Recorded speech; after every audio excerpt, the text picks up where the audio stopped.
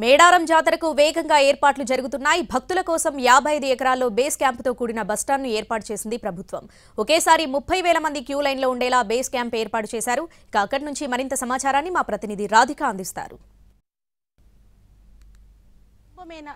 పేరొందిన సమ్మక్క సారాలమ్మ జాతర ఈ నెల 21వ తేదీన ప్రారంభం కాబోతుంది.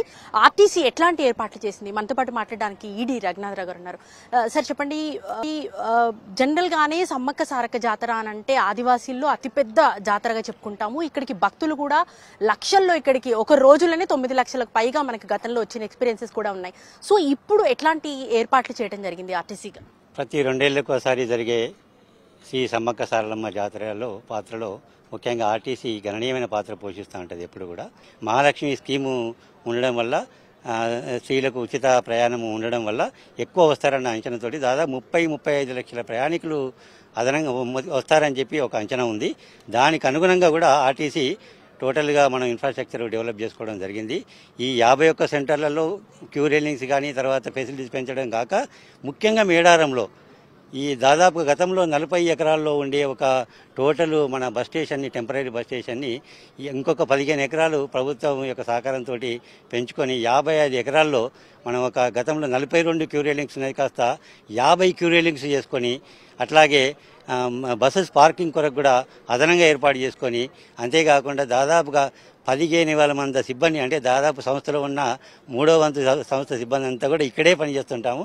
దాదాపు ఈ ఆదివారం నుంచి మళ్ళీ వచ్చే ఆదివారం వరకు వారికి కూడా సరి అయిన సౌకర్యాలు, భోజన సౌకర్యం కావచ్చు, ఉండడానికి అవకాశాలు కావచ్చు, ఇవన్నీ కూడా మంచి ఏర్పాట్లు చేస్తూ బస్సులు కూడా ఎక్కడా ఫెయిల్ కాకుండా మంచి ప్రయాణికుల సౌకర్యమైన ప్రయాణం జరగాలని చెప్పి మంచి మెయింటెనెన్స్ ఫెసిలిటీస్ ఇవన్నీ కూడా ప్రొవైడ్ చేయడం జరిగింది. సార్, జనరల్గా మేడారం జాతర అనంటే మనకి కిలోమీటర్ల మేర ట్రాఫిక్ ఎక్కడికక్కడ స్తంభించిపోతుంది. ప్రైవేట్ బస్సులు అయితే కొన్ని కిలోమీటర్ల దూరంలోనే ఆపేస్తారు. మనకి ప్రభుత్వ రంగ సంస్థ అయిన ఆర్టీసీ బస్సులు మాత్రం గద్దెకు చాలా దగ్గర వరకు వస్తున్నట్టుగా తెలుస్తుంది. సో ఆ బస్సులకు సంబంధించిన వివరాలు ఏంటి, అండ్ ప్రయాణికులకు ఎట్లాంటి భరోసాని ఇస్తారు గద్దె వరకు రావటానికి?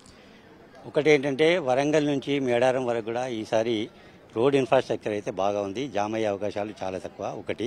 రెండవది ఏంటంటే, పస్రా నుండి ప్రైవేట్ వెహికల్స్ వేరే రూట్లో నార్లాపూర్ రూటుకు పంపడం జరుగుతుంది. ఆర్టీసీ బస్సెస్ మటుకే పసరా నుండి తాడ్వాయి మీదుగా మేడారంకి, అది గద్దెలకు దగ్గరగా ఉన్న బస్ స్టేషన్కు తీసుకురావడం జరుగుతుంది. కాబట్టి ఎక్కువ మంది ప్రయాణికులు బస్సులో ప్రయాణించడానికి ఇది ఉంటుంది. ఓన్లీ ఆర్టీసీ బస్సులే ఉంటాయి కాబట్టి మా డ్రైవర్లంతా చాలా నిష్ణాతులు, తర్వాత డిసిప్లిన్తో ఆపరేట్ చేస్తారు. కాబట్టి ఇక్కడ మనకు ఎలాంటి జామ్ అయ్యే అవకాశం లేదు. గతంతో పోలిస్తే ఈసారి మహాలక్ష్మి పథకం కూడా ఉంది కాబట్టి ఎంత మేర మనకు భక్తుల సంఖ్య పెరిగే అవకాశాలు ఉన్నాయని మీరు అనుకుంటున్నారు?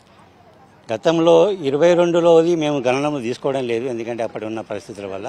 బట్ 20 అనేదాన్ని మేము ప్రామాణికంగా తీసుకున్నాము. అప్పుడు 19 లక్షల ప్రయాణికులు వచ్చారు. ఈసారి దాదాపుగా దానికి డబుల్, ఆల్మోస్ట్ 30-35 లక్షలు ఈసారి వస్తారని చెప్పి మా అంచనా ఉంది. ఎందుకంటే మేము చూస్తున్నాము, ఈ వేములవాడ కానీ తర్వాత యాదగిరిగుట్ట కానీ ఇట్లాంటి పుణ్యక్షేత్రాలకు ఈ మహాలక్ష్మి స్కీమ్ తర్వాత ప్రయాణికుల యొక్క ప్రయాణం పెరిగింది. గతంలో 100 పోయేది ఇది 200 పోతున్నారు. అంటే ఆల్మోస్ట్ 80%, 70% అలా పెరిగింది. కాబట్టి అదే అంచనాతోటి మేడారం జాతర కూడా అలాగే వస్తారని చెప్పి మేము ఈ మొత్తం అంటే జనరల్గా ఏ రీజన్స్ నుంచి మనకి ఎక్కువగా ఈ జాతరకు అటెండ్ అయ్యే అవకాశాలు ఉన్నాయి?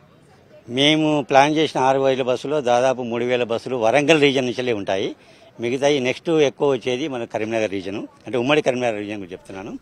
సో ఇక్కడి ముఖ్యంగా హన్మకొండ, వరంగల్, కాజీపేట 3 పాయింట్లు మేజర్ పాయింట్స్.